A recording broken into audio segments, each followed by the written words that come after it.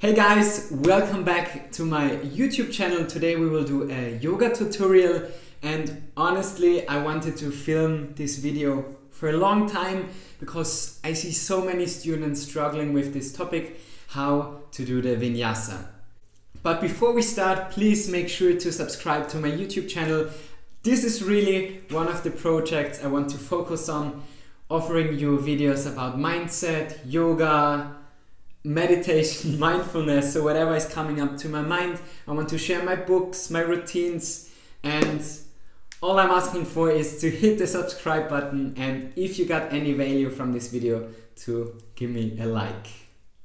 So in the vinyasa there are 4 asanas we need to focus on plank, chaturanga, upward dog or cobra, and downward facing dog.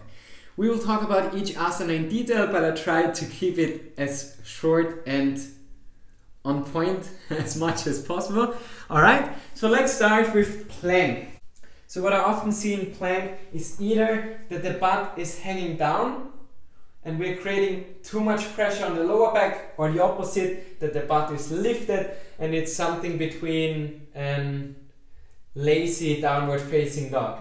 So let's first start with the position of the hands, and then we focus on a straight line. So make sure that your wrists are in one line with your elbows and with your shoulders. So here we are creating one straight line. So the energy goes straight into the ground, rooting down from the fingertips. This is also really important if you're doing or practicing handstand, that you bend your hands, if you can say bend, I'm not sure, but a little bit, so you root down from your fingertips, not the fingers straight, and spread the fingers so the weight is equally on both hands. Always make sure to do a wrist warm-up before you practice, and then we are stepping back in this distance that you have here, still one straight line. If you can come onto your toes, so the heels of your feet are above your feet balls, then it's even more exhausting. And there are different ways. You can either try to create one straight line like I'm doing here, or what I prefer teaching is to activate the shoulder blades. So I'm rounding my upper back. You could imagine that my hand is in between your shoulder blades and you try to press it away. That engages your core even more and opens up the lateral side of the body, what we also need if we later practice handstand. So you will see the difference in this variation and this, and then we have the right position where the thighs, the glutes, everything is engaged, the core is engaged, and we're pressing us up into a high plank. This is a full body workout, you will see it if you try it. Alright, then from high plank we want to go into chaturanga. Here it is really a common mistake to just lower down, but you see that now I'm creating a different angle of my elbow and my wrist. So we're trying to protect the wrist. It is important to keep 90 degrees bent here because the energy physically is always going straight down. So instead of lowering down straight, we are shifting the weight forward in the high plank on the inhale. On the exhale, we slowly lower down, elbows close to your body, even a little bit forward, so it's really exhausting. And only in that height that the shoulders are in line with the elbow. So not like this. We try to create one straight line, and still my core and my thighs are engaged. If you are not able to do this today, it's no problem, it's really exhausting. You could always use the help of your knees. Because instead of doing this like you think you have the strength and then you're lowering down, moving your hips down, you see there is no strength coming from my arms, it's just tension on the lower back, and then I'm slowly lowering down. So this is wrong. Instead, from your high plank, always the position like shifting the weight forward, lowering your knees down, and then again try to keep the back straight, elbows close to your body until you have this level. And this is also very challenging because the muscles are working eccentric. I think this is the right word in English, eccentric. So if you're not able to, for example, do a pull-up, you jump up the pull-up bar and then you slowly lower down, so you're working against gravity and your muscles will grow. and you can do pull-ups. And it's the same with push-ups. If you can't push yourself up, you allow yourself to slowly lower down. And you can also use the knees anytime. And if you do this in every vinyasa class, you will build so much strength in your arms. Alright, this is the chaturanga. Next one is upward facing dog.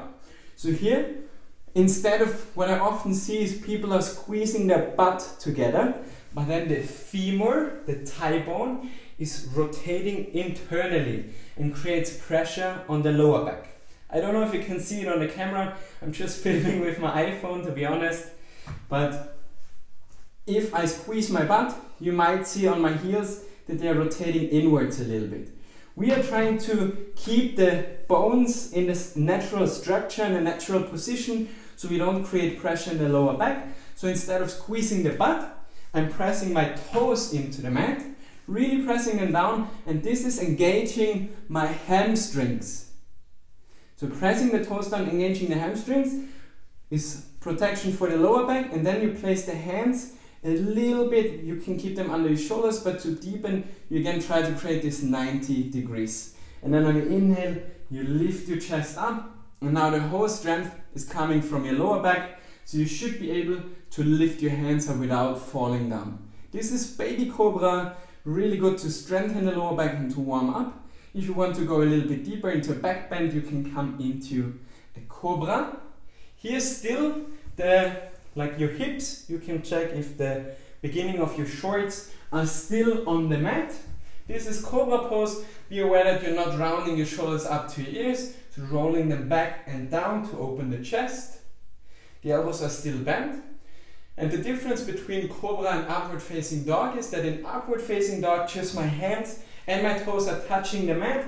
Still the thighs are engaged, pressing down the toes, bringing the hips closer to the mat, and then lifting the chest up. And not looking up like this, it creates tension in the throat. Just imagine someone is pulling your head, so you slightly gaze forward.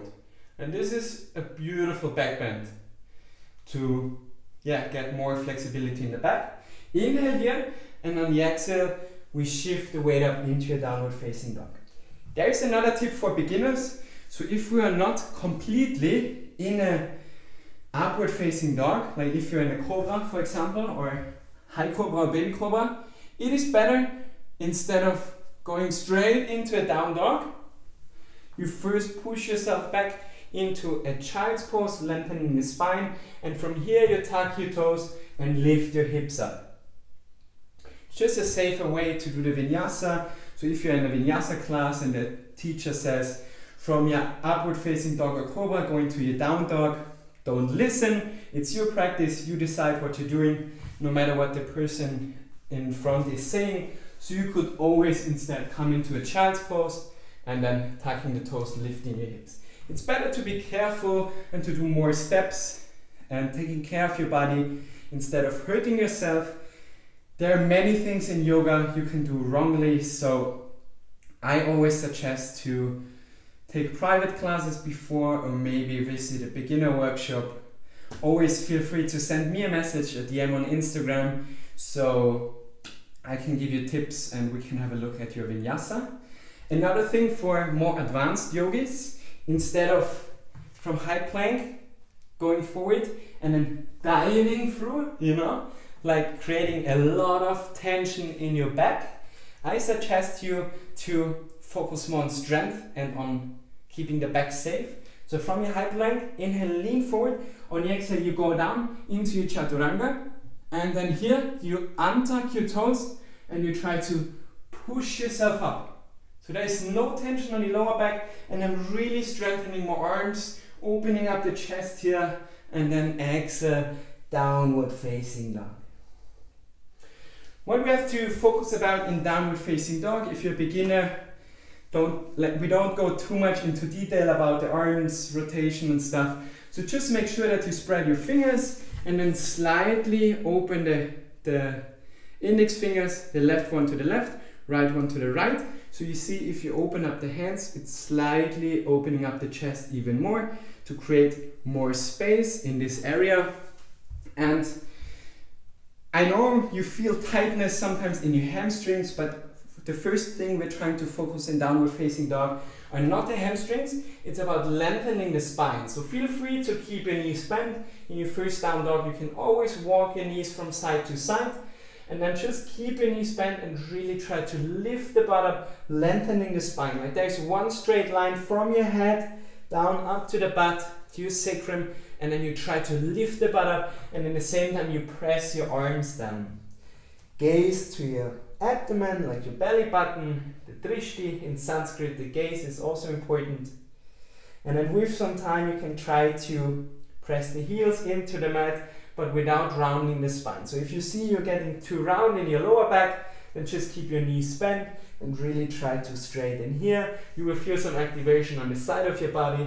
You're strengthening your shoulders, and for more advanced yogis you could try to wrap the triceps back, the biceps forward, but at the same time you're pressing the forearms together. Deep breathing through your nose into the abdomen, Ujjayi if this is something you're practicing, and this is the vinyasa.